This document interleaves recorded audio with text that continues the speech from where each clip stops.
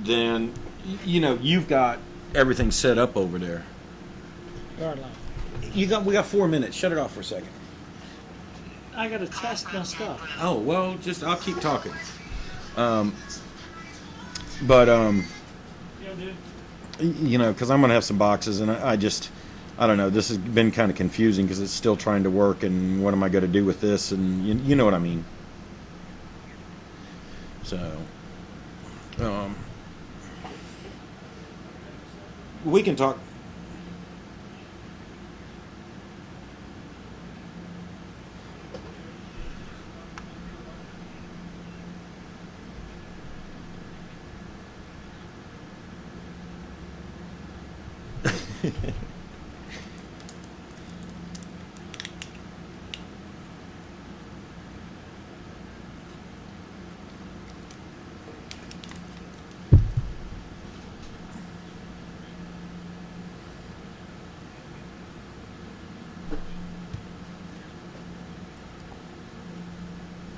Yeah, and it's like go ahead.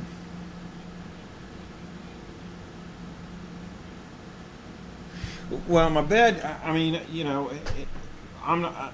I know you don't have really a place to take your bed, and my damn sleigh bed's so damn big. I'm gonna let Amy use it. So yeah, but I'll probably take that over Sunday. Do you see what I'm saying? But I need to get it out of that house Friday. So you see what I'm trying to say. I'm trying to find a building right now that I can put the business in, and then I can have, because I got stuff over. I've almost got a complete house over in Smithfield, in storage at a friend of mine's garage. So I'm trying to find a building or something that I can, move my business stuff in and all that stuff in too. So.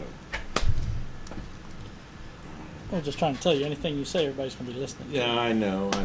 Everybody's listening to us right now as we speak. So, but anyway, I'll give you a call tomorrow.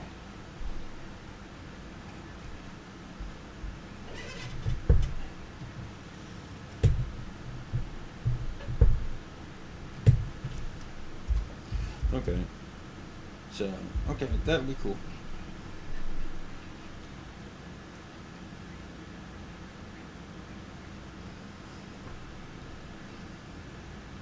Okay. Yeah. And like I said, I'll give you a call tomorrow evening, and we'll get together. All right. Thanks. Hey, you too. Bye. Was that good enough for a test, though?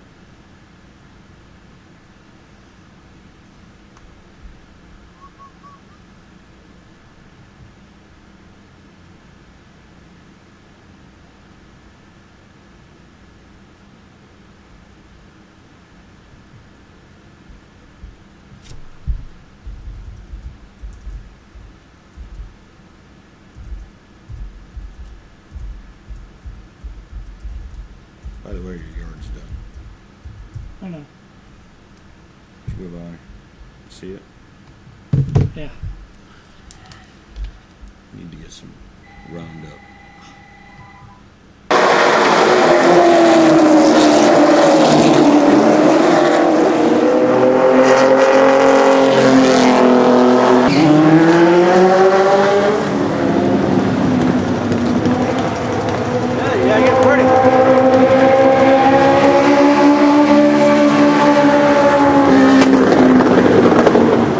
Gibbs, driver of the 13 Mitigator Ford Fusion. I'd like to thank you for listening to Let's Talk Racing.tv.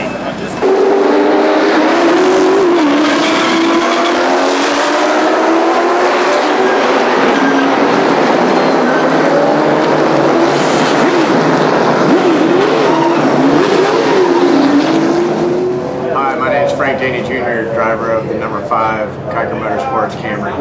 Welcome to Let's Talk Racing TV.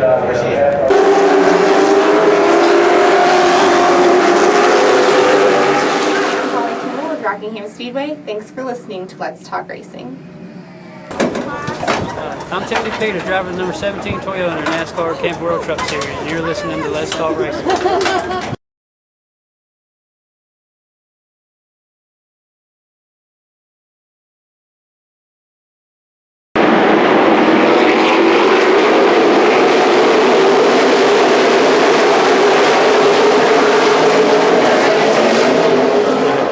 guys. I'm Daytona 500 winner Trevor Bain, and thank you for watching Let's Talk Racing.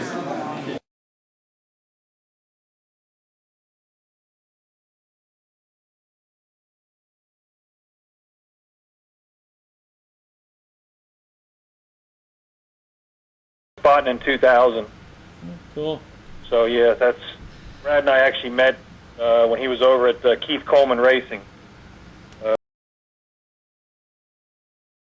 That's right. All right. Sounds about right. Get ready to go live in about 15 seconds here. Okay.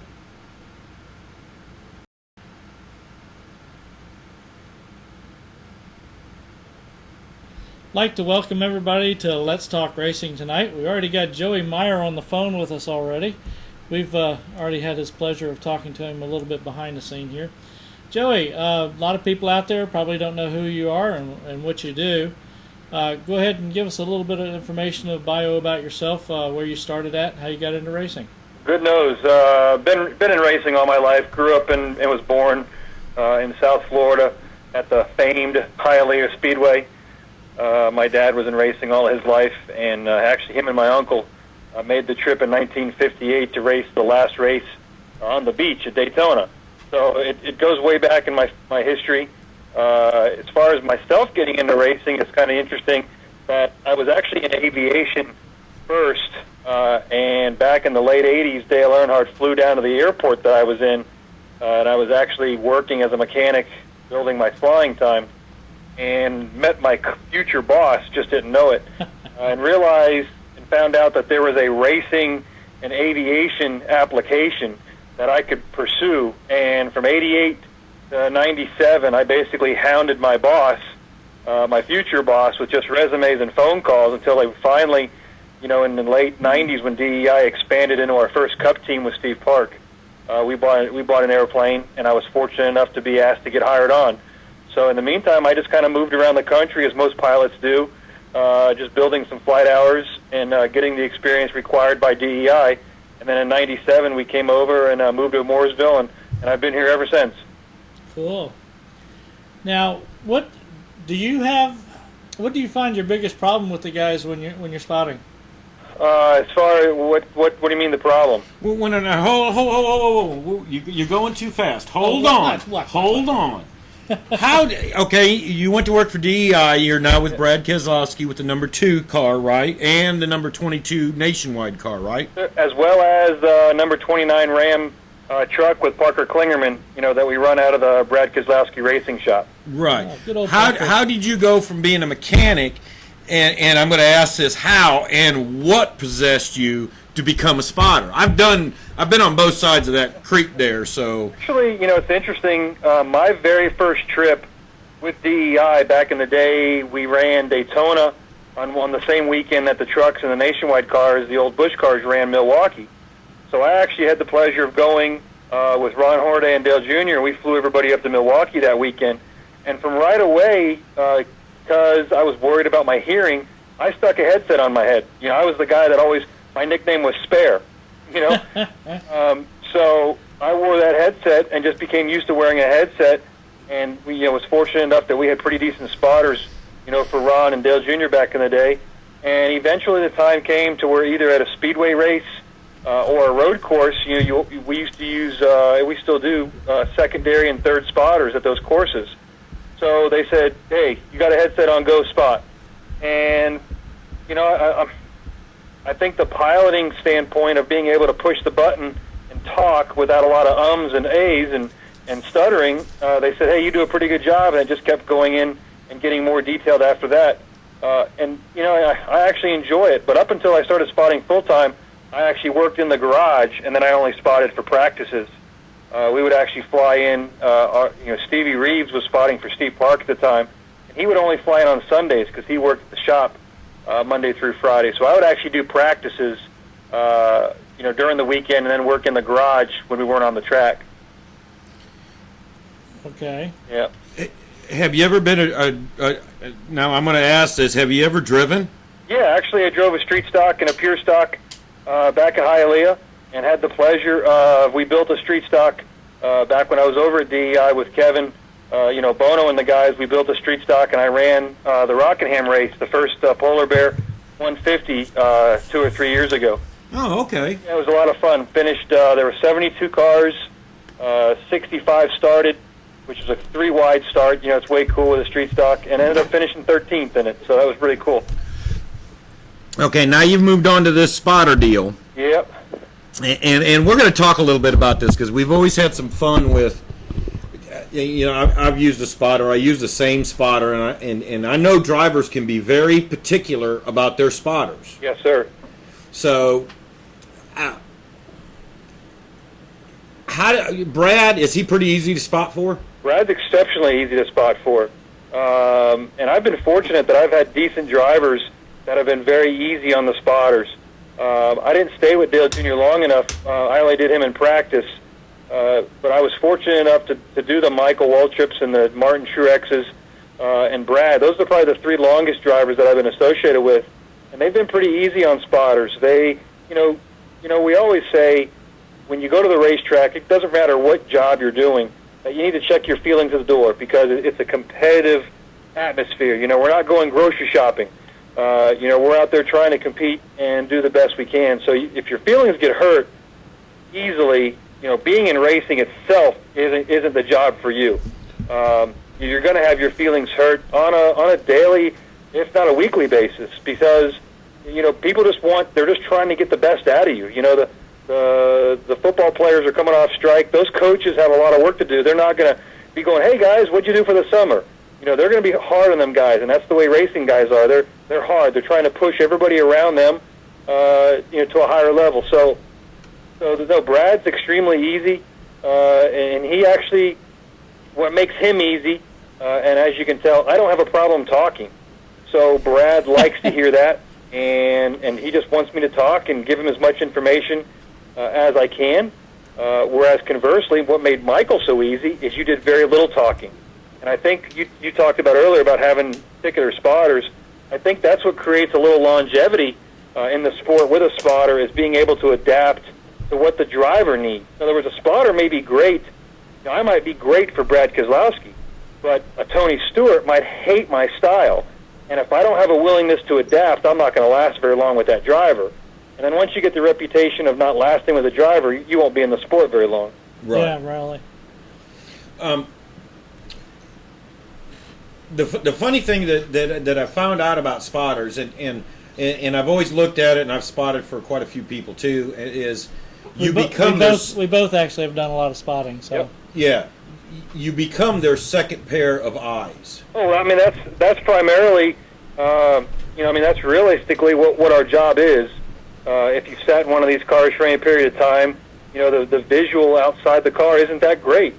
So the better picture that I can paint, the 3-dimensional area around him, the more comfortable he is, and then the more accurate I am, and the better that he relies on me, the better he can rely on his actions. So it almost becomes like it's like sitting in a security room with 100 cameras around the showroom and never having to go leave that security office to do the whole scene around your building. Because you feel comfortable with what those security cameras are showing you.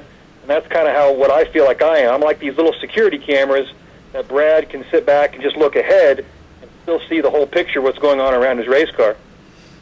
Now, do you how much do you report behind him as well? It all depends on which way we're going, and even what track we're going to. The old speedway racing before the pod racing. You gave a lot of information from behind. If we're moving forward, very little from behind. As far as if he's looking to change lanes, just making sure he knows there's a guy 5 back. You talk a little bit more about what's going on behind during restarts. If he's in the wrong lane and needs to get up or down, you talk a little more behind. But behind part really came into play with speedway racing. Hopefully, we're always moving forward, so I don't talk about what's going on behind too much. Well, what I think about is that a lot of times the drivers themselves, if you're spotting for them and you notice somebody's coming up, or you're just trying to give them an idea how much room they got in front and behind them, in case they want to try a different line. Yeah. That the bad part is when you start talking about that stuff behind them, all of a sudden they start looking in that mirror. And after the race, you sit there and say, what were you doing, trying to mirror drive? He said, well, you kept talking about so-and-so was behind me. And I got tired of listening, and I started looking. I said, you look front. Don't worry about looking behind. I'll tell you what's behind you. Yeah, I think that comes with the experience of the driver. If he's comfortable with where he's running, he's not trying to mirror drive. Mirror driving, as we found out in Sonoma, will get you wrecked pretty easily. There's only so much mirror driving you can do. And again, speedway racing or plate racing is a different animal, and you're going to mirror drive a little bit more than normally. But as far as what's going on behind, if somebody's catching us and they've changed the line, for sure, we're talking about that. A couple weeks ago in Kentucky, there was a Carl and a couple guys were trying to get that second groove working, and we run a lot of our guys on the roof now run. We use the fan view, which only works in companionship with the Sprint Cup cars. So when we're at a place like Kentucky, like we were a couple weeks ago, we don't have that information. So I'm relying on the crew chief on our second radio to kind of feed me. All right, we're running this lane, and this is our lap time.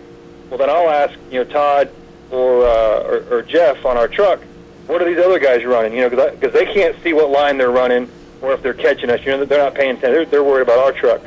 So that's definitely a time that I would talk about what's going on behind us. I'm actually, while I'm sitting here, and this is Matt, I'm sitting here, I'm actually texting my spotter as we're talking, and I said we're talking about spotters, and she's done it for me for 2 years, and I only feel comfortable with her. Yep. And we always joke, and I call her my oh shit girl. Yeah. Do you ever have those moments where you go, oh shit? Yeah, there's several times those guys kid me. And actually what we do, and I've been doing it this year, Brad started me on it, I record all the races from our communication standpoint and the crew chief and I's communication, where not only can we go back and listen to it, but if there was an issue, we can try to figure out what was said incorrectly or even correctly if we avoided something. But there's numerous times to where I will speak under my breath and forget that I have the button keyed, and they seem to think it's funny, but there's definitely, oh my God, what are you doing? Or definitely, I can see where you'd call it oh shit moments for sure. Yeah, we definitely have some of them out there. Do you, there was a big a deal about the girlfriends getting into an argument on pit road a couple years ago. Yeah, okay. Do spotters ever get that way? Oh, no, there's a lot of heated discussions. There's a lot of heated discussions. See, a lot of the spotters used to be drivers, and a lot of them still think they are drivers, but they're stuck spotting. So the animosity or the control that they feel they have is probably a little bit higher than it should be, but they do a really good job because of their awareness. So the temperament is definitely on edge. We're stuck on an island on top of that roof. Nobody can get to us, and we can't get to anybody else. So we're on our own. And if there's a driver that's hounding you, or you just wrecked, or he wrecked you, yeah, you definitely go down. And there's been some poking, and it takes usually 10 or 15 minutes for us to calm down. But when most of us, of the 43 of us up there, I'd say 40 of us all have each other's cell phone numbers, and we've all at least gone to dinner with each other once or twice during the year. So, in other words, it's one of those deals to where you guys become friends, but you can still have them heated discussions. Well, it's just a level of respect. We respect the job that each of us are doing because we're doing the exact same job, and we respect the level of professionalism in the industry that you've made it to the Cup car side of it. As a matter of fact, normally a lot of these non-companions, for a truck or a nationwide car, you'll get people that will call. I had several phone calls myself, as well as the Joel Edmonds of the world, who spots for Greg. They'll get calls and say, hey, I'm looking for a spotter because I know you guys are off this weekend, and can we get somebody in the racetrack? And we'll make phone calls, based on who we think's available and who would want to do it. But you have that network that you've built, and you try to keep that close to your vest of people, because now you're putting yourself out to say, hey, I want, spotter A to come take care of you for this weekend, and I recommend him. So you don't just recommend anybody. So, you do know and keep track of who you feels, who does a good job. Cool. Hey, I didn't put this tight program in here. You did. So, this is going good. We're going to stay with him here. Matt's fussing. Joey, I'm telling him we got to get you going here, so we can always get him back on. We have to put Joey on our last time slot or something like that. Yeah, whenever you guys, like I say, I don't have my wife will always tell me it's the short version, Joey, because I'll talk your ears off. No problem. And that's not a bad thing. And I know you've got some great stories on here, so let's get them back on here in a couple of weeks. Because Brad's been involved in a few things that we could discuss that that's might come out to be interesting. And this future stuff that I'm sure is going to happen. Okay. Yeah. So, my spotter has asked me to ask you, and I'm going to ask you this real quick. Absolutely. Have you ever just said, shut up and drive? No, I would never. No. There's the funny thing a couple of weeks ago that I did not tell Brad was we won Kansas. We led the last 9 laps of the race. He never knew he was leading, and it was done on purpose on my behalf. I didn't really think about it. Nobody told me about it, but I didn't tell him because our job was to conserve fuel. We were on a long run, and it worked. We obviously won the race. So I've omitted things out from him that I thought was on a need-to-know basis. He didn't need to know. But those guys, they're the quarterbacks of our offense, and I don't see a lineman or a wide receiver ever telling a quarterback just to shut up and throw the ball. So as far as saying shut up and drive, I think what she meant by it is, does Brad ever get hot-headed and you got to calm him back down? Yeah, absolutely, and there's no doubt about that. And I think shutting up and driving would only ignite the issue. I've always said, there's very few murders in elevators because they play that damn music all the time. It's just relaxing and calm you, and you just ride up and down from the bottom floor to the top. Well, that's my job as a spotter. I'm the calming voice, the voice of reason that's going to try to be optimistic. If you're running 24th, you're not running outside the top 20. You're running inside the top 25. So you're always trying to promote a positive atmosphere. And I say that's where if your feelings get hurt, you can't jump back and snap back and yell because all it does is aggravate the situation. So definitely, no, he's gotten mad at me. He said, "Give me a break, Joey." And I was doing the exact same thing I've been doing the whole race. But at the time, he was just tired of hearing how crappy we were running at the time. So, and then he'd come back and Brad's very good after the race. I'll get a text, "Hey, you didn't deserve that." I said, "Man, that's cool. I'm fine with that." So, in other words, he'll blow up on you, kind of using you as his way to vent in the car. Absolutely. Those guys have to have a way to release. They're just a pressure cooker in there, and that little device on the top that's just letting steam out once in a while doesn't do it fast enough. But it's amazing how being able to push that button on the steering wheel and scream a couple of obscenities makes you feel much better, and then you can get back to the business at hand. See, that's what I tell my spotter all the time. Are you getting that, Ricky? Yeah, I'm getting all that. That's what I tell my spotter all the time. I need to vent, I'm okay, and then we'll go back racing. Yeah, there's certain things, that are unacceptable. And most drivers don't ever cross the line, or else they don't work with that spotter very long. But most of them are going to scream and yell. Maybe not once a race, but I'm telling you, if we're not running good, I don't want Brad to be happy. So I can accept his frustrations as long as they're not directed to me. I can handle if they're directed to me, just not at me. Right. There's only 3 people on the radio that really talk during a race, and that's driver, crew chief, and spotter. Exactly. Yeah. Anybody else is in the way. So the one guy that he's talking to is trying to get to fix his car. So making the crew chief upset isn't going to help his situation at all. Yeah. So if I'm the guy that he's going to lean on and yell and say my name out loud, I can deal with that for sure. Yeah. One more quick thing, Ricky, and then we're going to get you on here. And this is kind of an interesting question. All these cars now that they went to Daytona, they got 30 channels on there. The drivers are talking to everybody else. Are the spotters doing the same thing? Well, it's interesting. The spotters, what we do, and most of the electronics on the radio, even when a driver, most of your cars all have two radios to begin with. We all have a primary radio and a backup radio. Right. Well, what we've done now through the electronics and the radio is the radio companies have built a harness that allows the driver to listen on both of those radios simultaneously.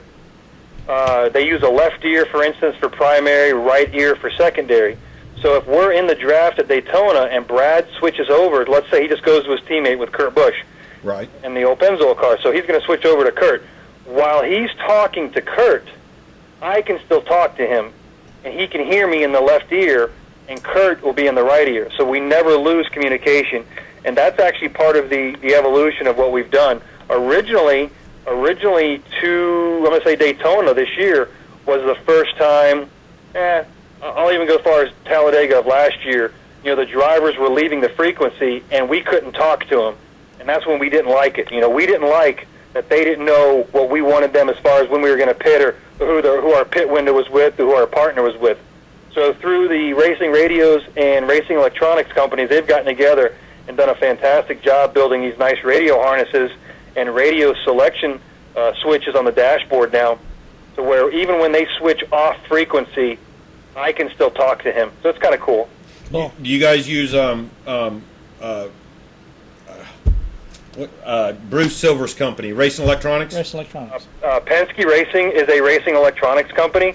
I myself have a personal relationship with Racing Radios that I established back when I was at Dale and Hunt Incorporated that I've continued, even though I changed. Because, see, I actually work for Brad. I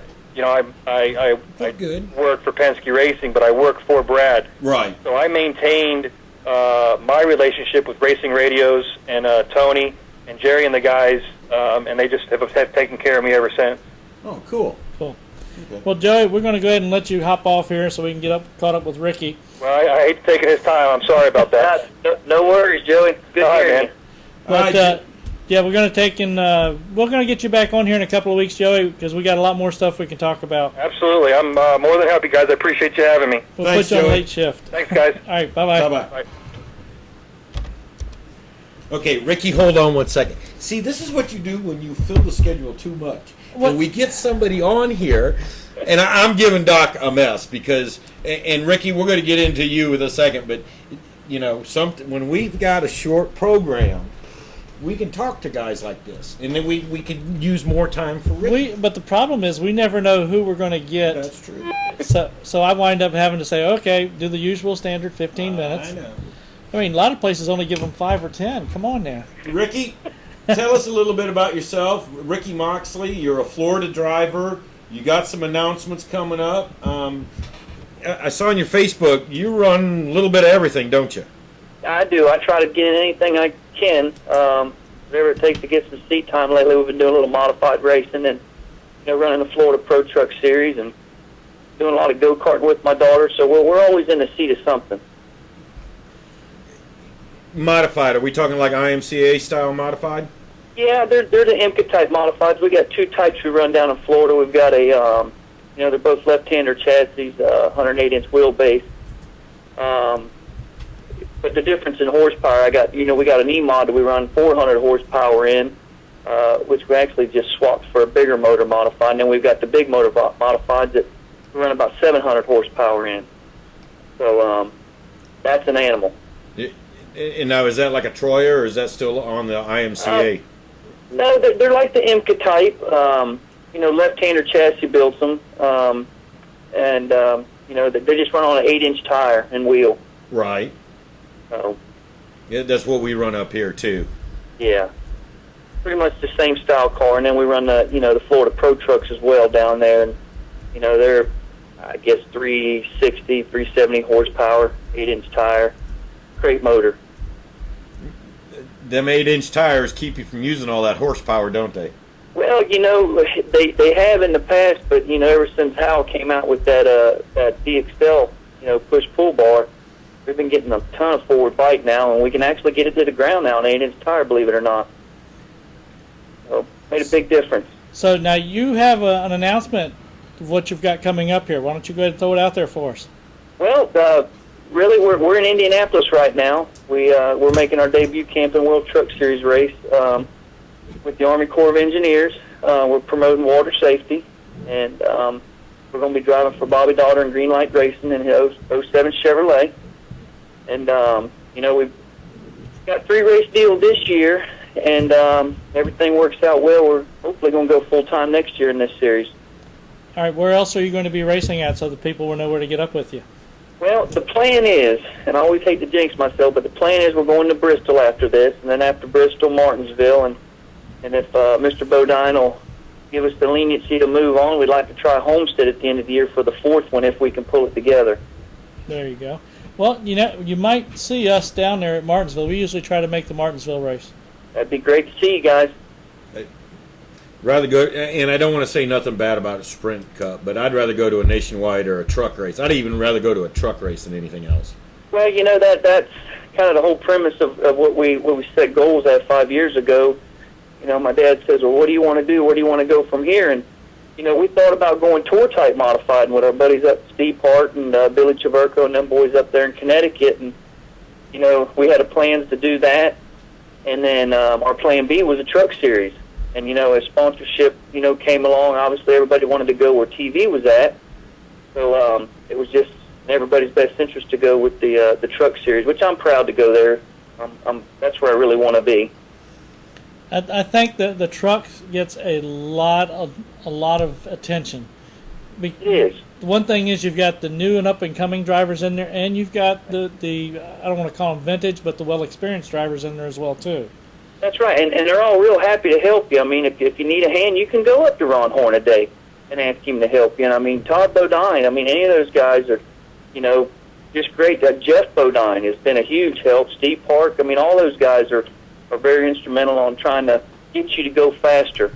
So, and I like the fact that it's still grassroots. It's still, as I call it, old school racing. It does kind of seem like that, though, doesn't it? It seems like the good old boys, not necessarily let's have at it, but right. We're going to run hard. That's right. That's right. The fan base for the trucks is great as well. Everywhere we go. Shoot, I'm here in Indianapolis. Nobody knows me, and I'm having a blast up here, just signing autographs and having a good old time. You get to meet a lot of neat people, don't you? I get to meet a lot of good people. I've met several of them today. We were in a restaurant down here in downtown Indianapolis, and just eating lunch and wound up signing a bunch of autographs for people, and just people just in awe about racing, and I love it. I'm just proud to be a part of it. IRP, Bristol, Martinsville, maybe Homestead, trying to hold out for your Rookie of the Year status? Right, yeah, that's exactly what we're doing. We don't want to do any more than 4 this year, so we could do the Rookie of the Year next year. So that's the plan. We want to try to keep it under 4. Okay. Listen, we're going to let you go. Go have fun down in Indianapolis. Don't get in too much trouble tonight. I promise. I'm not allowed, so I'm going to be a good boy. I've talked to 4 people that have gotten in trouble every time they've gone to Indy in the last 2 weeks. Well, I promise I'm not going to be the 5th. Okay, I'm glad to hear that. Hey, Ricky, we'll get you back on here again, too, okay? That'd be great. It's great talking to you guys. I appreciate it, and we'll talk soon. Good luck at IRP. Thank you. Thank you very much. Kick butt. Yes, sir. And see, he's another one that we could sit here and talk for 30 minutes about. Well, let's see here. Now we got Michael Dabney Jr. coming on. He's a legend racer from Texas. Russell Henderson, Arca Trucks, and then Dan Brode. Yep. At 8 o'clock. Are we taking a commercial break? Is that what you're clicking up? I'm getting ready to do a little 30-second thing. Go ahead. We're going to have some friends of ours say hi.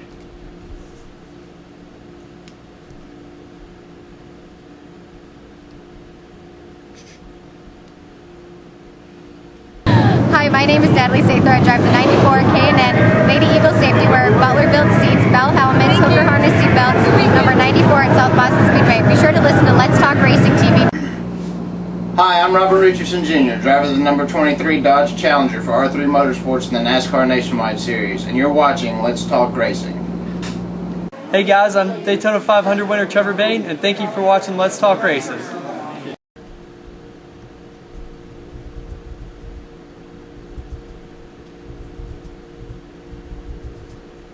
Okay, we're back on here at Let's Talk Racing, waiting for Michael Dabney to call in. I tell you what, yeah, we'll have to have Joey and Ricky both back on here. Joey, definitely we get a lot of good things back in there. You posted over on Joey's page, huh? Yeah, I'm going to post it on Joey, and I'm going to go say hi to Ricky, too. Thanks for being on here. So what'd you, let's see, this weekend at Langley, we're going to have some twin 75s and some twin 25s for the late models and modifieds. Let's share. Is that what it is? Yes. I haven't even looked at what's going on. Grand Stocks, Wing Champ, and Legends, and that's the whole rundown. I haven't even looked. I'll be honest with you, I haven't even looked. Now I gotta find Ricky. I keep telling you, if you were on his page, you would have been able to click on the link.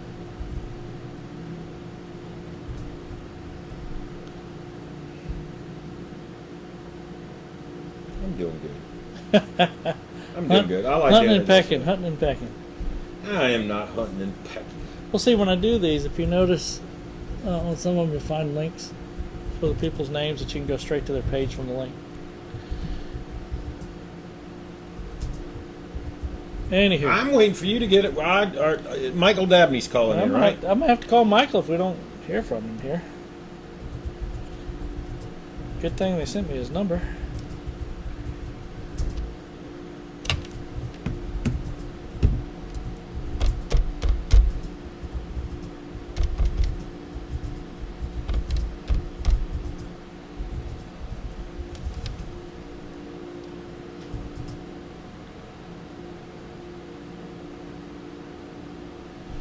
Last week he was calling in and it wasn't supposed to be this week. Who, Michael Dabney? Yeah. Okay. Legends Racer, that's all I'm really... I guess I could go look him up.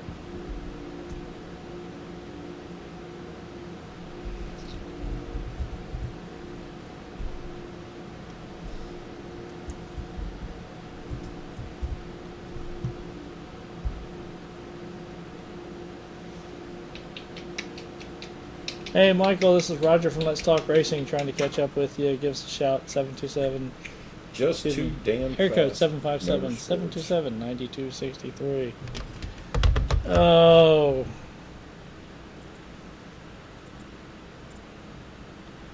What are you looking up now?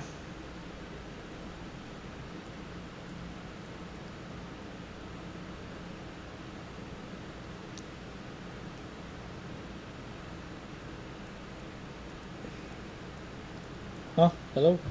I'm looking up Michael Dabney Jr. I was reading. Leave me alone. But everybody knows you can't read and play on the thing at the same time. Sure I can. Looks like he's still in high school. Young guy. Looks like he runs Legends. Did you want to know a little bit about him? I just looked him up. Okay. Okay. So we're waiting for him to call in. Yeah, see, we could have just ran everybody back. Yeah, if we had a crystal ball, we could see in the future. Yeah, we'd all be rich too. We'd know exactly which sponsor to go hit up at the right time. Yeah. So guess what? When are we going back up to Quaker State? I don't know. Haven't heard anything more back from the guys. We got to find out. See if we can Got do some friends up there. They are doing bike night tonight. And I believe our buddy Rob Amos is up there tonight with Waxing Frenzy. So we've always had an awesome time every time we go up there. Great food. I bet they don't ever challenge me to a hot wing contest again. Did you go check see if your name's on the wall of No, flame I haven't yet? been. I got to go back up there and check that out. Make sure my name gets put up there. If not, I'm going to have to.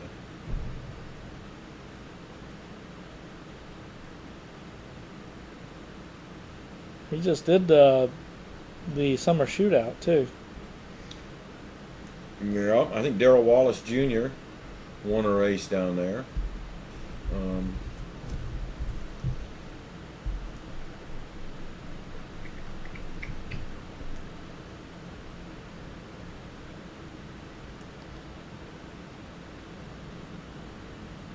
Now he's in Texas. I hope he doesn't call it. Who?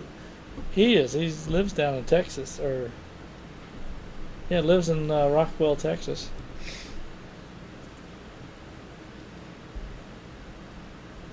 I'd hate to see him. Well, let's call it. Can you get a hold of Russell? Is there any way we can get a hold of Russell? Get him to call in early? Or Dan? Yeah, I can call Russell ahead of time.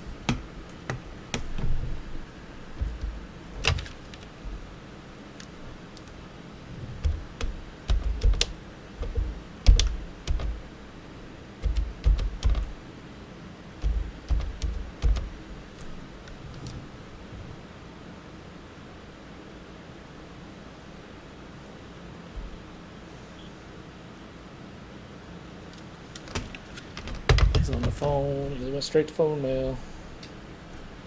Well, I'll do this. Can you call in now?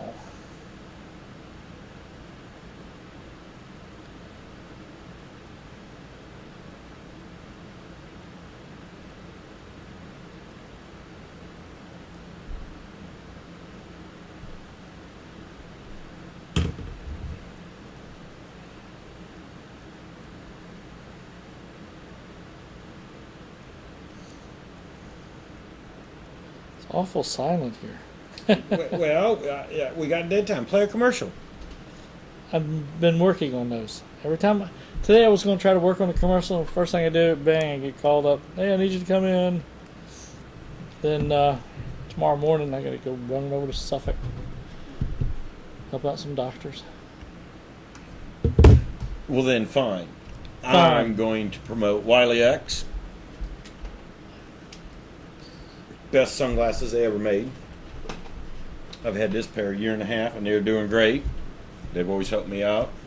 I enjoy them. Rob Amos, Waxing Frenzy. Fan of the show. Friends of the show. I wish we'd have had a little more time to ask Joey if he's dealt with Brian any too. Brad's brother. I don't know. You know what? And that was another question I wanted to ask him. How does that work? Does a driver pick his own spotter, or does he say, hey, you know?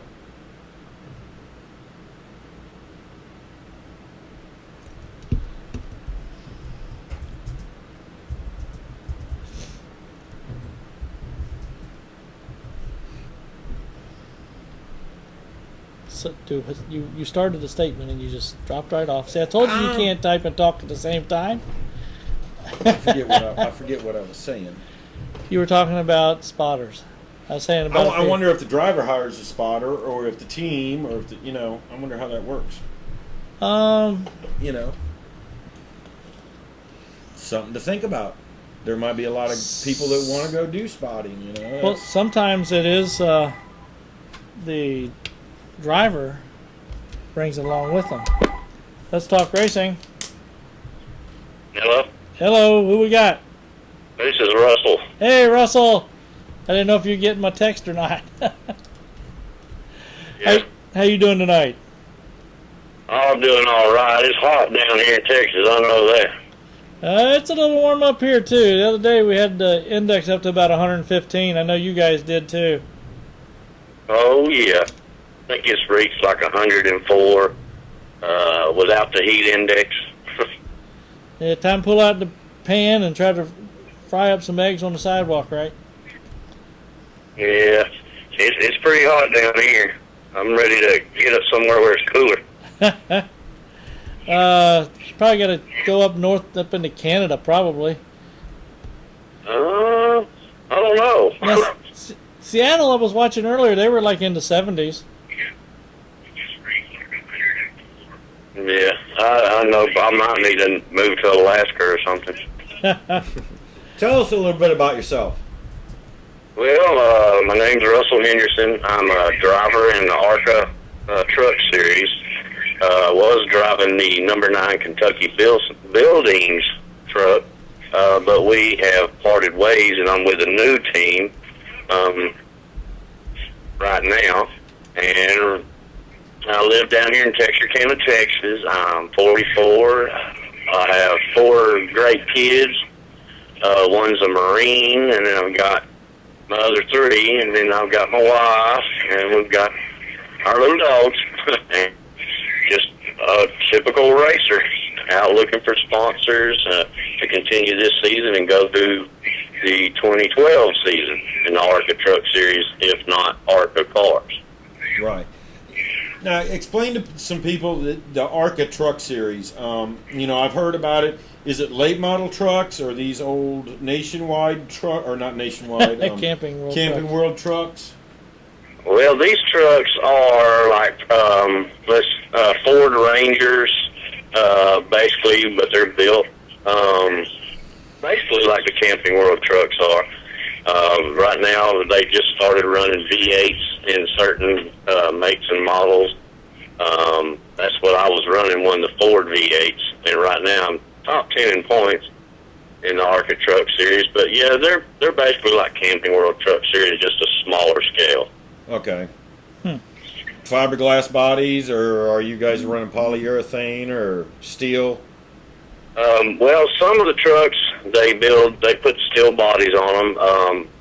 The trucks that we were running, they're fiberglass bodies. It keeps the cost down. Right. A lot more. Oh yeah, I'll bet it does. Oh yeah. Now, how many different tracks do you get to run on? Well, this season we've had 11 races. We run Toledo, Ohio, Sandusky, Winchester, Indiana. We've got an upcoming race at Newport Speedway in Newport, Tennessee. We run, Mid-Ohio, of course, Killcare, Columbus. I'm trying to think if I've missed any. Dang. I really think if I've missed any or not. I don't have all that in front of me. So you come up to the Midwest and Ohio and all that quite a bit, don't you? Oh yeah, I do a lot of traveling from Texas to there, and I'm one that likes to sightsee on the way, so I don't fly, I drive. It's more better to drive, isn't it? Well, yeah, it is, because you get to see, a lot of the countryside. You get to see things that you really couldn't see from a plane. Yeah. And some of the stuff you see is pretty interesting. Yeah, you do see some pretty wild stuff when you're out there traveling on the road. Now, how long you been racing? To give us a little background on when you started this ARCA Truck Series. What'd you do before that? Before that, I was doing dirt track racing in the modified series. I was kind of traveling around the 4 states area where I live: Arkansas, Oklahoma, Texas, and Louisiana. I did a lot more as far as street stock goes, dirt, here locally, and that's what I've been doing. I've done go-karting and everything like that. Now my kids, they were in it for a while, and then after that, I just decided, well, maybe I need to try to venture out a little bit. And then I was working with a Camping World Series team and did the marketing for them and was getting them racing. And I decided, well, I'm 43 at the time. I wonder if I can get myself racing. So I started doing that. And I made some real good friends, especially with Kentucky Buildings and Rob Hounshell. And they were my sponsor on the number 9 ARCA truck, and we've been putting some other stuff together and trying to aim for 2012, and I'm just continuously looking for additional sponsors to go along with that and get people noticed and trying to get my hometown noticed, but it's kind of small and it's kind of hard to put anything together down here. So I stay on the phone. I do the marketing for myself, for my team, and everything like that. So that's what I'm looking at right now.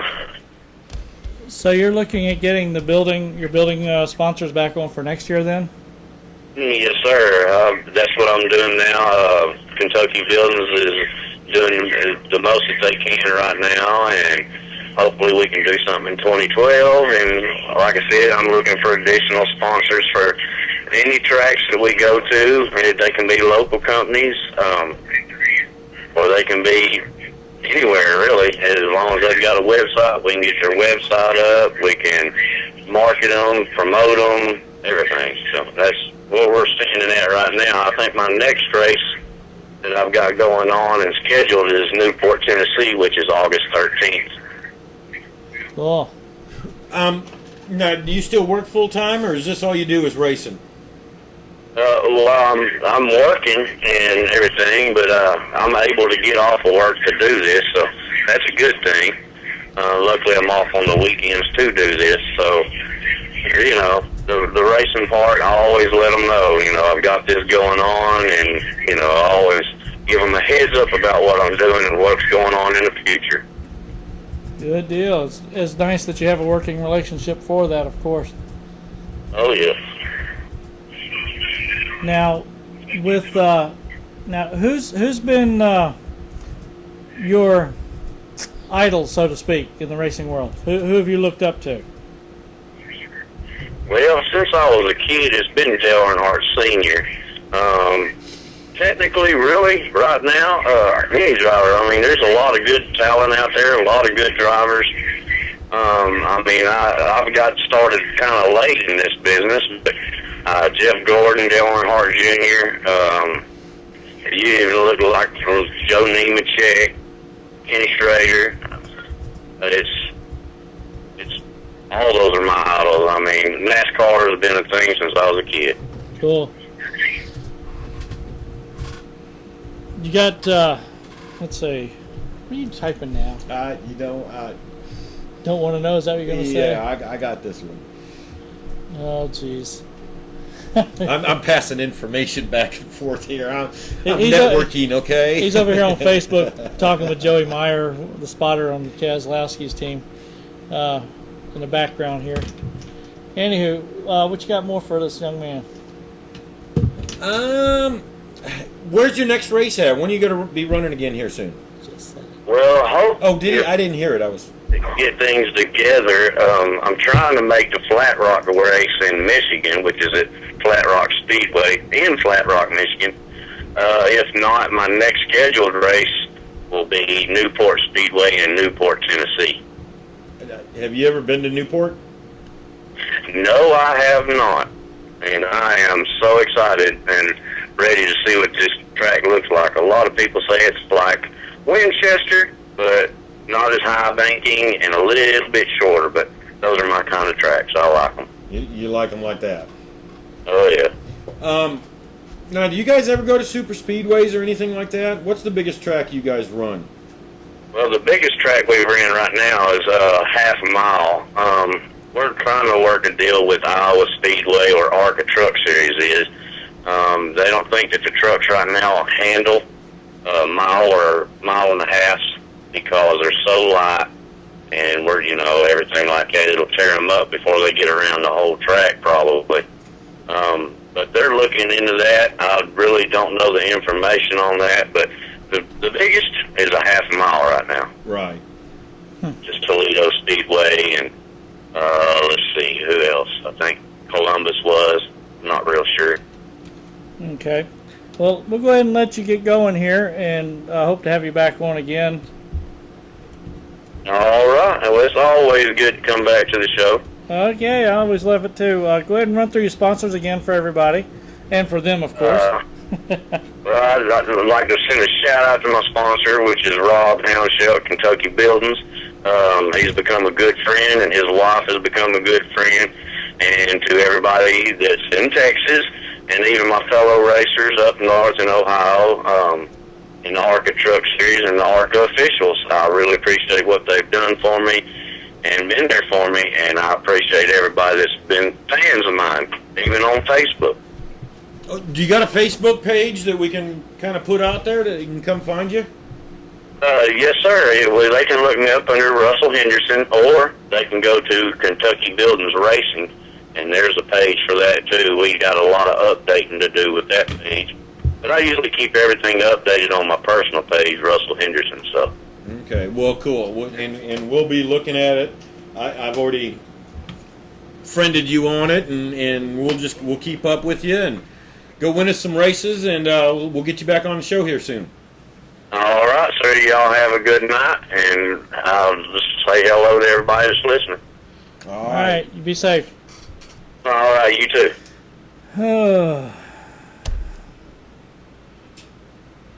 Now who we got? Still there, Michael? Yeah. All right, I guessed at the right button to push. It's that time. Oh, goodness. Yeah, I tell you, the older they get, the smaller their kidneys get. Don't even go there. Don't even go there. Oh, gosh. That's never mind. I won't tell on you. Don't go there. How you doing tonight, Michael? Hello, Michael. You still there? Michael. Hello, Michael. Hello, Michael. Hello, hello.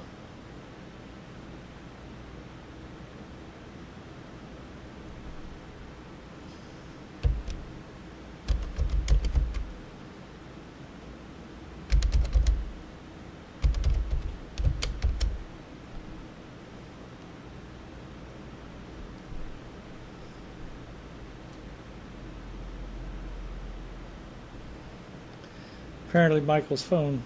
Hey Michael, your phone went dead on us.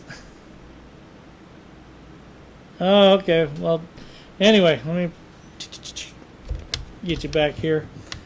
Anyway, so how are you doing tonight, Michael? I'm doing wonderful. How about you guys? We're hanging in there. Matt had a little problem with small kidney disease. It's called staying hydrated all day in 100 degree weather. He's been out working outside, so he's been trying to stay hydrated. The downside to that is lots of trips to the bathroom. You got that right. Untap that cork. Boy, that's all there is to it. Go ahead and give us a quick bio about yourself, Michael. What brought you to racing, what you've been doing, and where you're heading to, and what you hope to get to. Well, started back in '95. My dad and grandpa got me started in go-karts, racing in the IKF and WK Texas Louisiana series. And then when I turned 12 in 2001, started running legend cars and have been running them ever since. And now, have you gone to the Nationals and all that? Yes, sir. Anytime. Did you go last year at Langley? Did not go to Langley. That's last year's one I didn't make. Oh, man. Oh, man, you would have been able to meet you then. Oh, really? Y'all out there? Yeah, that's where we're at. We're just down the street about 10 minutes away from the speedway. Really? Yeah. Makes it easy when you need a racing fix. Just go down there Saturday night. 15 minutes later, you're watching it. Yeah, there you go. So now you've been running. Now, have you had a chance to think about competing in the was it the $1 million thing they had out there at Charlotte? It's actually next week, next Monday and Tuesday, and they changed it to the Big Money 100. It's a $100,000 purse, and I think it's $35,000 to win the race, which is big money for the Legend Series. Still. Yeah, that's huge money. That'd buy you another 2 cars at least. Yeah, at least. At least, yeah. So, are you going to go running that one? Yes, definitely. I mean, I I moved out here from Texas, and we just had been running the summer shootout series out there, and had our last two this past week. Actually, yesterday was our last race. And how did you finish in that one? 10th in points. Cool. That's the first summer shootout I've ever run, and I think there was a total of at least 35 cars that registered that made the summer shootout. Got a top 10 out of it, so that wasn't too bad for my first time. Oh, not bad at all. Now, are you living in Carolina, or are you living in Texas, though? I am officially in North Carolina. I moved here in December. Trying to keep pursuing the racing dream. Okay, yeah, because I was curious because it sounded like you were talking about being in Texas, but being in Carolina, and I was noticing your girlfriend lived in up there in Carolina as well. Yes, sir. Miss Kelly Butner, right? Yes, sir. How what is your aspirations? I mean, I haven't heard Cup yet, or I haven't heard anything else. Do you got anything in the future going on to help you move up? Right now, as far as next year's looking, we're looking to run some late model races, and we haven't decided what series. Maybe PASS, maybe UARA. We haven't really decided yet. And if everything goes as planned, by 2013, we should be hopefully running a full season of ARCA. Now, have you had any seat time in the late models yet?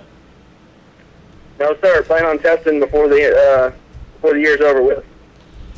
It's going to be a definite change from that little Legends car to that thing. Oh, I'm excited. I've been at Legends long enough. Anything, any change is good. Cool. Now, how long? By the way, cars are still a thrill, but yeah. Now, quick question, off a little bit. Now, I noticed that you're working with Chris Knight and his group. How long have you been working with them? Since I met Chris back in January or February, and I've been hooked on with him since about March. He's a great guy. Good deal. Very good friend of mine. He's also Chris Knight. Also a roommate. Run that last part by again. But he's also my roommate. He's also your roommate. Yes, sir. Okay. That makes the comment about strange bedfellows, but we'll leave that one alone. Don't even go there. Just leave that one alone. But anywho, get the. Oh goodness. Now also. Now you're lost. Now I lost. All your fault, Matt. What are some of the things that you've enjoyed with the racing community that since you've been involved in it? Everybody. I mean, I love the racing. Just everybody at the track is just. I'm friends with everybody. I really don't have any enemies out at the track. If I need a hand, somebody's there to help me, and if somebody else needs a hand, I'm there to help them. Off the track, everybody's best friends. On the track, everybody's going to race for every position. That's what I love about it. Cool. Well, when you're at the 100,000 race, make sure you keep us up to date what's going on with it.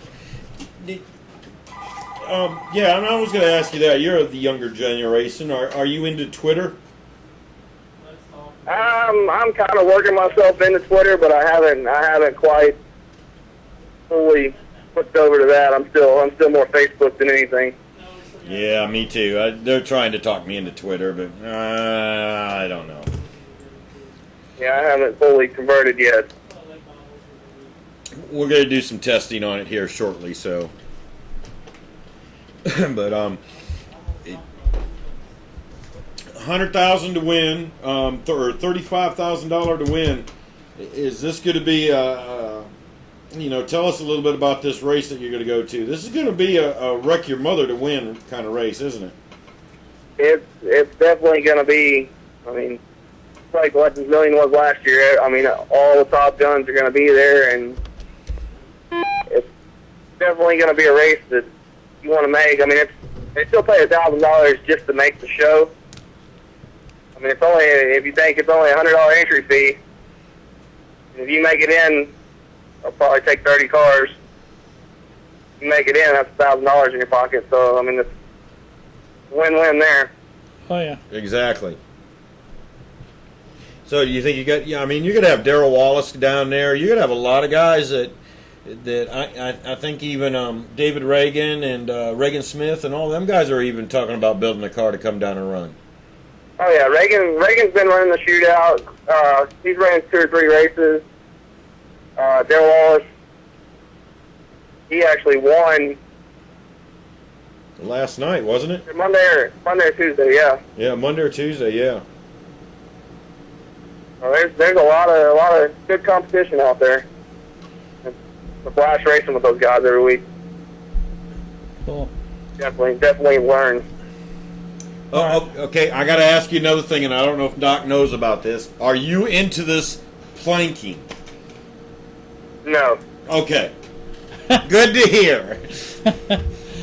Oh, goodness. All right, Michael, let's go ahead and let you get going, and we'll take and get back with you. Make sure you let us know. Either you can give me a text or throw it on Facebook there, how you doing on the racing and stuff, too, okay? All right, will do. Thank you for having me on the show. All right, thanks for being with us. All right, y'all have a good afternoon. All right, good night. All right, bye. What's happening, Dan? Hey, what's up? 7.5 foot of ceiling last time I checked. Yeah. He's a smart. Right after another, you guys are pumping us out like puppy mills on this show, huh? Oh, gosh. We have Dan Brode on the line with us. Hey. Hey. For those that don't know about you yet, why don't you go ahead and do a little brief bio? You know the routine. Get to it. And I've been on here a lot. I'm sure everybody knows.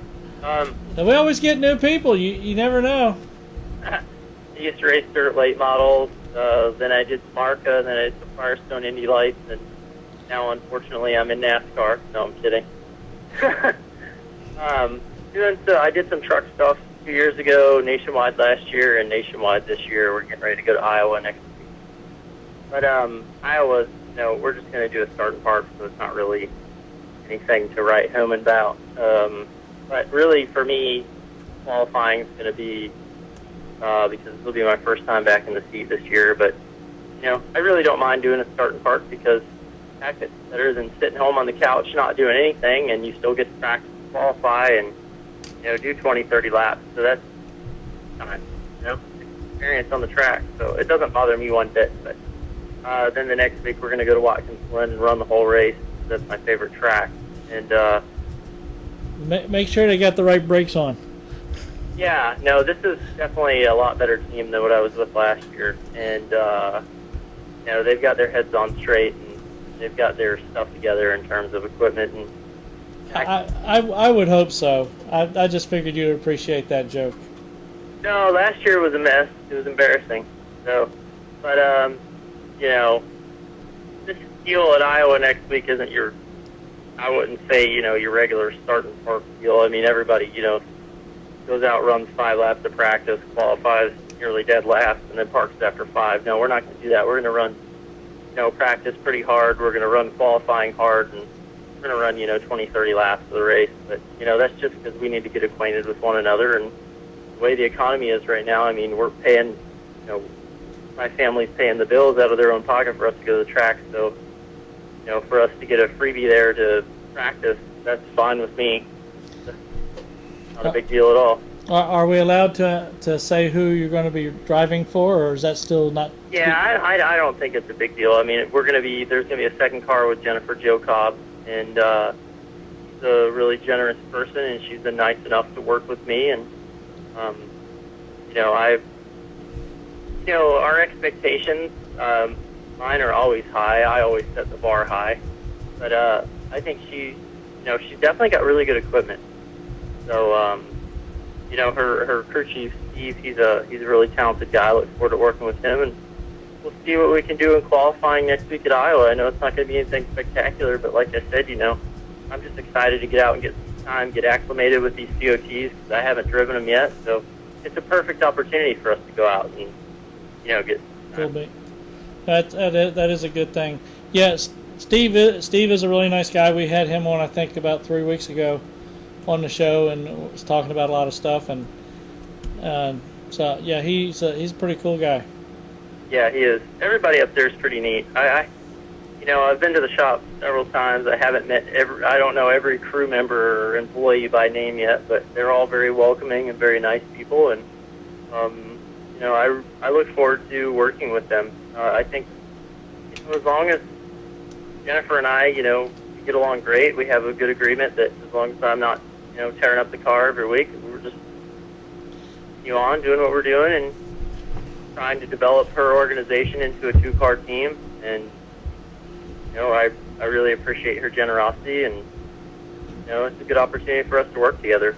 We get along, we like each other, and I like each other, and we have a lot of faith in one another's abilities and our abilities off track on the business side. So it's a win-win situation for everybody involved. Cool, good deal. Iowa, going into Iowa, us doing starting park there is perfect, actually, if you think about it, because we don't have major sponsorship going into it. We don't want to tear up race cars. It's our first week working together. Why waste all the money to go out, bring another pit crew in, and spend all this money on tires? I think it's great for us to work together and practice qualifying runs there. I think, really that's a good way to develop our relationship without spending a lot of money. So, it makes sense, and I'm not embarrassed about it one bit. At least I'm going to be there and not at home wishing I was there. Well, now remember, I told you I'm going to try to break loose and be able to go up to catch you at the Glen. Come on up. We'd be happy to have you. Like I said, I'm sure Jennifer would be happy to have you. I'm sure you could do something with your show there. And, she's a very well-spoken person in terms of the media, so I don't think it'll be a problem at all. Oh, yeah. Now, I got a personal question for you. Mm-hmm. Now, I understand you're now engaged? Yes, unfortunately. Unfortunately, I hope she's not listening. No, she's a good person. She's awesome. You guys will meet her, and, I'd love to have her. Well, she's out exercising with her mother right now because she claims she has to get in shape. Our wedding is May 27th of 2012. So, date? Love to have her on the show. I'd really love to put her on the spot one day so you guys could grill her. Oh, we can have fun. We can do that. Oh, I'd love to. Dan, women take weddings so serious, it's not even funny. She's taking this one seriously. Just today, actually, that you mentioned that, we got our save the date letters.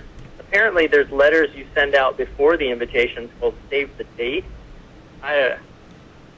Whatever. That's so people can take and know what date to set aside to make sure they've got it free so they can go to the wedding.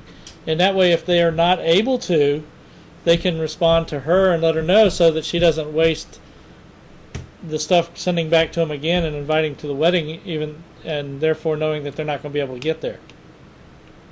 I guess. But listen, I'm going to give you the best piece of advice going into this. Okay? This is the best piece of advice. Whatever she says during this whole process. Yes, dear. Yes, dear. Oh, believe me, I've learned my lesson on that one. I just sit back and say okay and yes, dear. Don't let her see the special that Samantha Bush did about her and Kyle's marriage. Well, we can't afford what Kyle has, but we. That doesn't mean it's going to stop him from trying. Oh no, it's not stopping her from trying. Fortunately, her family's well established, everything's well. So she's going to get her dream wedding, and that's what she wants. And oh, that's good. Bride's family fortunately pays for the wedding, so that's fine with me. But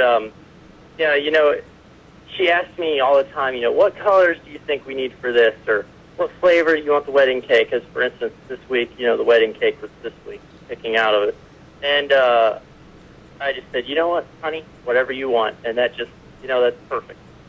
Today we went to Racing Electronics, and I got my new ear molds made. Yeah. Because they do a really good job of ear molds. And I got these new super soft. You know, I have sensitive ears, so Racing Electronics super soft ear molds. I'm not getting paid by them, but I am plugging them for some odd reason. Anyway. They make some great, Racing Electronics, a great place to get your stuff. Well, Samantha and I were in there today, and they go, "What color would you like your ear molds?" I said, "Clear." They said, "Well, we can do, blended colors inside that clear." So she picked out pink and purple for both my ears. So I'm going to have pink and purple swirls in each side of my ear mold for deal. Oh, boy. Yes, dear. Just remember that. Yes, dear. Oh, goodness. The only male driver of the track with pink and purple swirly ear mold. I would guarantee you're not. You may start a trend if so. Well, I'll tell you what. Nobody can steal them. Because if they do, I'll know who the heck has them. That's right. Other than Danica or even my teammate Jennifer Jocob. I mean, I'm sure she's not going to take my ear molds because they won't fit her. But, anyway. No, but I bet she's got a set of pink. I don't know. Her ear molds. I don't really go around inspecting ear molds, though. But yeah. Well, when we were in Marshall, I don't remember seeing pink when she was getting ready. I don't know. She had the iPod on. Those were pink. Yeah, she may. I have no idea. But like I said, she's a really good person. I really appreciate the opportunity to work with her. It's really rare to find these days a person who's willing to give you a shot with their organization without bringing a ton of cash. I mean, we're, like I said before, this is, obviously a pay deal, but it's, I feel welcomed here. I feel real comfortable with this organization, and I feel like, they've got really good equipment, and I feel like that they're capable of putting some, decently strong numbers on the board. I mean, not a win, but a top 15 here, a top 20 there, that's really good numbers for a team that's not affiliated with a, Sprint Cup organization or, a major brand. So I think, I feel pretty confident and comfortable going into this. Good deal. So, anyhow, well, how's life on y'all's end? Oh, hot. Dude, it is hot here. I'm outside with my dad right now and my manager's son, and we're setting up a pond aerator. So it's exciting. Oh, boy, oh, boy, oh, boy. My bloodhounds would love that. I have a small pond set up in the backyard for them. They just like to go in that thing in the middle of the heat, just go in there and just lay down in it. I have a black lab. She's terrified of water, so... Oh, no, that is strange. Really? That's weird. She is. When I go to get the hose out to give her a bath, she runs, and I won't find her for hours. Her little thing. So. Oh, poor thing. But now, if you take her to the beach or to a lake, does she take and go in the water then? Sadie, my dog? No. She doesn't. She's a good rider for about 10 minutes, and then she gets a little anxious in the car. So she's an outdoorsy wilderness type dog, not so much a watershed creature. Cool beans. So what else you got going on out there in your crazy life? And now did everybody know that you did a little stunt car stuff too? Yeah, I did a little bit of that, but it really wasn't anything special. But I've really been just recovering. I had some health issues in October, November, December of last year, and I lost a little bit of weight and I was a little bit off. But I'm recovering. It's tough when your metabolism's as high as mine is to put pounds back on from what you've lost. And but I'm getting there. I've recovered well. I feel great. I'm just not to the weight that I feel comfortable with yet, but I'm getting there. Still a little self-conscious, but Samantha works with me, and we get through it, and it's going to be all right in the long run. We're just trying to get back the pounds we lost. Baked spaghetti. Man, I'm trying everything. I'll tell you what, I went to a nutritionist yesterday, and the lady said, your body mass index, you're healthy, according to my scale. she said, if you're not comfortable with your weight level, that's fine. She said, but I can't believe you eat this many calories a day and you don't gain weight. And they've run every test on me possible. There's nothing terminally wrong with me, nothing. It's just I have the craziest metabolism in the world, I suppose, or just, just the way my body burns food for fuel. I don't understand it. The doctors, they're not baffled by it by any means. They're just like, wow, you should feel pleased by this. You're 26 years old and you can't get fat. And I'm like, well, I look at fat people and I think, God, I wish I could be you for one day. Hey, I remember when I was your age, I was the same way. I could throw down a 3-pound steak. I could eat forever and not get anything. But once you hit up in those upper 40s, then it starts wanting to stick around on you.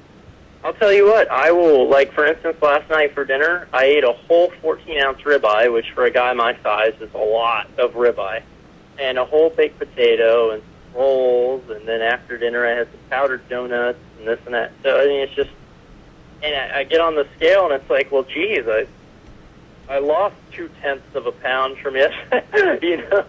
It's like, I don't get it. But enjoy it while it's still there, because it does slow down. Well, I'm 26, but I look like I'm freaking 19, man. It's freaky. But, I guess like you guys said, I should look at it as a blessing, but not content with myself. I'd like about 10 more pounds and pray every day to get that back. But well, we can tie some 10-pound weights around your legs and let you walk around, make you feel a little heavier. He'd lose more weight. He'd sweat it all out. Really? Well, I tell you, it's just frustrating, And I think one of the issues is I've been on Prilosec for 8 months, and I've been on a heavy dosage, and I did some research, and Prilosec apparently can block in certain people, can block your body's ability to absorb nutrients and utilize those nutrients as it should. So I'm weaning myself off of that. So I really honestly think that's the problem, is Prilosec that I'm on. I'm not certain that's it, but I think that's the problem. I haven't come to that conclusion that that's 100% valid, but it just, from everything I've read on blogs online and everything, it just seems, well, heck, I might be that person that falls in that category to where Prilosec, makes me lose weight by being on it, or just stay breaking even every week. So. Right. Cool. Okay, well, I know you're just aching to go back to help your dad work on that aerator. I am. He's starting to sweat. His silver shirt is turning dark gray now. He's got the Bud Light out, so it's time to go play. There you go. Well, tell your dad we said hi. All right, fellas, take it easy. Thanks for having me on once again, and maybe I'll have more of an update for you in the coming weeks. Sounds good to me. All right, boss. Thank you. All right, y'all Bye-bye. take care. Bye. Bye. Cool beans. Can't put on weight. Isn't that really sucky? Man. If only he knew what's ahead. We could in bottle the next that stuff. 20 years, yeah. Bottle that stuff. Okay, right, good show. So we need to get Joey and Ricky at least back on here. Yeah, we need to get Joey back on. We need to get Ricky back on. We need to get them all back on. Well, at one point in time, yeah, we probably will. I was just thinking, maybe set up one time where we have a show where we have 2 guests on it, 1 per half hour. Joey would be good. Ricky would be good. All these guys would actually be good to do a half-hour deal. But Joey, I definitely. Who's coming up in the weeks to come? Who's scheduled? I honestly can't give you an exact names, simply because I have to wait till it's okayed. So we're just waiting. There's some things I can't even tell you about. I've been sworn to secrecy. Do you know who's on next week? Nope, I actually have not finalized the list for next week. Why? You got somebody you're thinking to get on there? No. I can make some phone calls. That's not a problem. Now, depending, we might have Terry back on here too. She's going to be coming back up in the area again. Is she? Yeah. When is that? I don't have an exact date. She was sounding like she was going to do it right after the weekend. Okay. So her mother's birthday was a couple of days ago, and I think, now that I think of it, I have not looked to see whose birthdays are out there. So I think Terry's birthday is her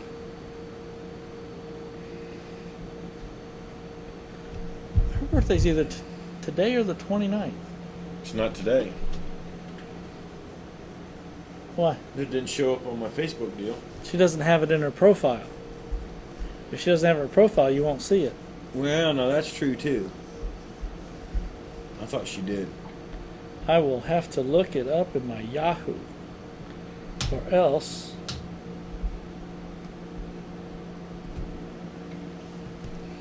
pull out my handy dandy smartphone so that it's smarter than me type thing, you know. All right, let's get on out of here. 'Cause I think I put it in here. I'd like to thank everybody for watching the show tonight, and catch us next week on Let's Talk Racing. Good night, everybody. Yee-haw! Vroom vroom.